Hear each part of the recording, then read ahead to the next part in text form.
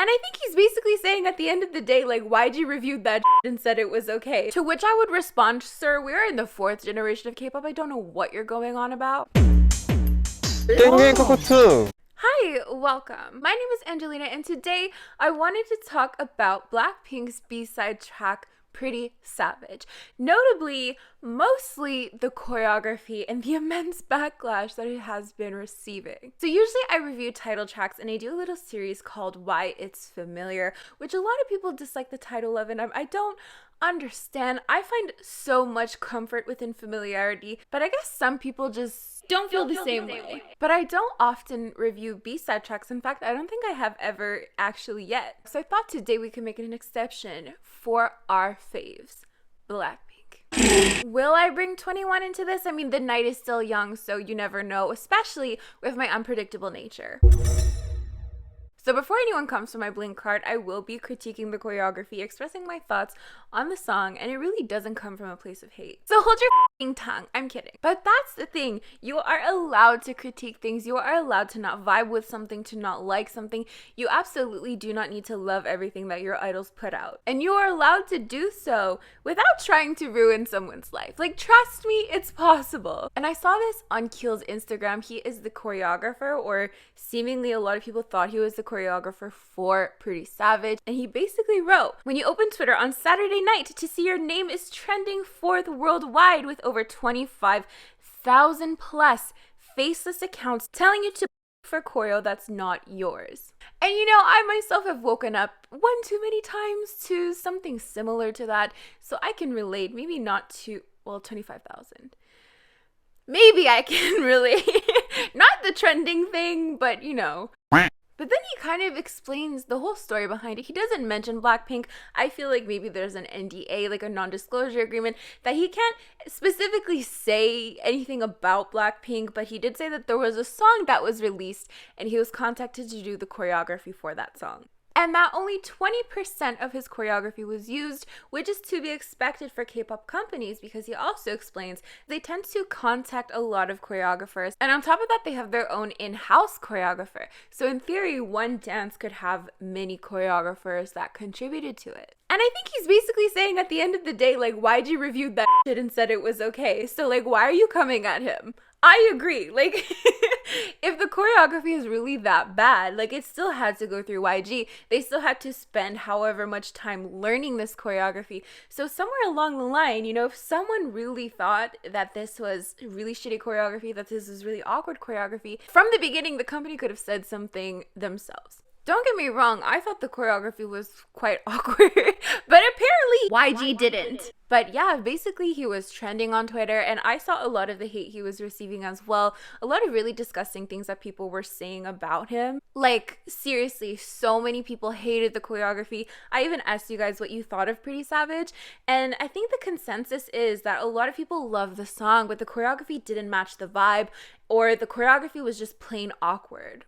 And that's valid. I cannot stress this enough. You are allowed to dislike a choreography. You can critique the hell out of anything you want on the internet, which also means people can critique you in response, but you know what? It is what it is. But there is definitely a limit to how much energy you should be putting in this disdain that you feel towards a dance done by a K-pop group that you don't know. If your hate for something crosses a line and essentially breaks someone's boundary with the intent of ruining their mental health, that is obviously disgusting. But I do have one critique about what he was saying. You know, he did say that people think that their idols are gods and don't need to breathe while they're singing and dancing. To which I would respond, sir, we're in the 4th generation of K-pop. I don't know what you're going on about, but I digress. For legal reasons, that was a joke. But for real, I'm sure he knows this as well, that the majority of these recent choreographies absolutely are not made with vocals in mind. That's just a fact. I've looked into this scientifically. If we compare 2nd-gen choreographies to 3rd-gen choreographies and 4th-gen choreographies,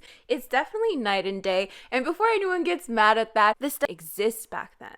But if you observe general trends, you will see. Vocals were prioritized, which is shown by how handheld mics were slowly replaced with face mics, and choreos, or maybe not even hearing them at all. For example, this Miss A performance of Breathe, you can see Min doesn't really do a full jump with the rest of the members because it's her singing part and you would likely hear that within her voice. And if we compare that to Lovesick Girls, they rudely make Rose, Taeyong in the choreography do these jumps while she's singing such a beautiful part. So realistically, I definitely don't think breathing is really prioritized these days, but definitely let me know what you think. But yeah, can you imagine receiving all that hate and then at the end of the day, like, you literally only contributed 20% of that choreography? Like, that's kind of heartbreaking. At least if you choreographed the whole thing, the pain might have been worth something, you know? But to be honest, Pretty Savage, in my opinion, I analyzed it.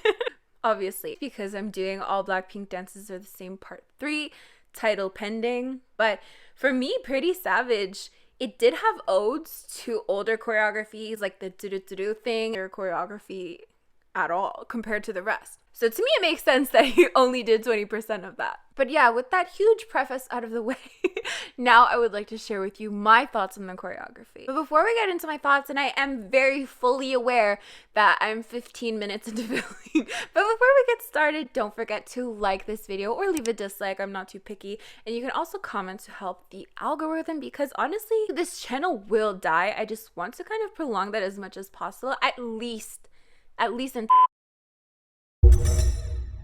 So as we all know, with Lovesick Girls, Blackpink are also promoting Pretty Savage as a B-side track. I love it when groups do this. But for Blackpink, I don't know why they do this. I feel like a lot of their B-side tracks just deserve to be title tracks, and maybe. But for this dichotomy between Pretty Savage and Lovesick Girls, I feel like it's very interesting, because I feel like Lovesick Girls, a lot of people feel like should have been the B-side track, because Pretty Savage is very much in line with what we think Blackpink typically sounds like. It has a beat drop. It has a beat drop. Yeah, I've heard from a lot of people that they think that Pretty Savage was supposed to be the title track, but here's my little theory. I think maybe that could be plausible, right? It has all the elements that we're really used to. It follows this kind of typical YG formula, this kind of typical Blackpink formula. But after all the hate that Teddy received for How You Like That, after all the hate that How You Like That received, I feel like they tried to go in a different direction, because they knew that their fans were getting kind of sick of the same thing over and over again. Because fans do hold a lot of power, and I think as much as we shit on YG, sometimes I think they do listen sometimes. So a lot of complaints for the same structure, same empty beat drop, they went for something different, like Lovesick Girls. I'm really happy about that, because it does show their duality. But back to Pretty Savage. So for me, this song is very reminiscent of Seal's Hello Bitches. And I actually made a fan-made music video for this song on my second channel. Rubbed a few people the wrong way. I guess if you don't include the group within your fan-made music video, then that's just wrong. And actually my friend said that it sounds like G-Dragon's bullshit. So let me know in the comments down below, do you agree with those two songs? Do you think they have a similar vibe, that they sound a little bit similar? But overall, definitely such a YG type sound. I definitely love the instrumental. I just love how badass it makes you feel. And on that note, the choreography for me doesn't really match that. Which brings us to our next point. So on that note of choreography, I did want to say that I predicted that there would be like this hair flip motion, because in my fan-made music video, I made that before they released the choreography. And I added Seal's hair flipping in the fan-made music video, and I don't want to imply anything. So my critique on the dance is that I find it a little bit too structured. And by structured, I just mean how typically 3rd and 4th gen choreographies are, where there really isn't much room for ad-libs, because from start to finish, it's super dance-based. But frankly, there are still elements that do stand out, like Lisa's parts. I feel that are very much part of the direction that I would have gone. But if we think of more carefree choreographies, at least within Blackpink, I would think back to kind of like Boom Baya or Whistle, because, you know, even in instances where it seems like it's going to be carefree, you know, let's say the hair flipping, you know, a lot of people have described this as kind of awkward, especially with their positioning. But to be fair, hair flips are definitely a bitch when performing. You know, it definitely hurts your neck, it ruins your hair, and you know, you have to understand that Blackpink aren't going to perform these songs just once for that day. They're going to perform Lovesick Girls definitely more than once. They're going to perform Pretty Savage definitely more than once. They have to change clothing. They have to perform the song multiple times. And I think an issue with this is that we got to learned the song almost entirely before they performed it. For How You Like That and Lovesick Girls, and most songs really, you generally get to see some of the choreography, at least in the music video, but I feel for Pretty Savage, I mean, a lot of people got to fall in love with it right off the bat without ever seeing the performance and coming up with their own ideas of what it would look like, what it would feel like. So then when you see something different, something so off of what you kind of built it up in your head to be, I can imagine it's awkward. I don't know. But on that note of, more awkward moves, there's this part in the choreography where definitely when they kind of half lift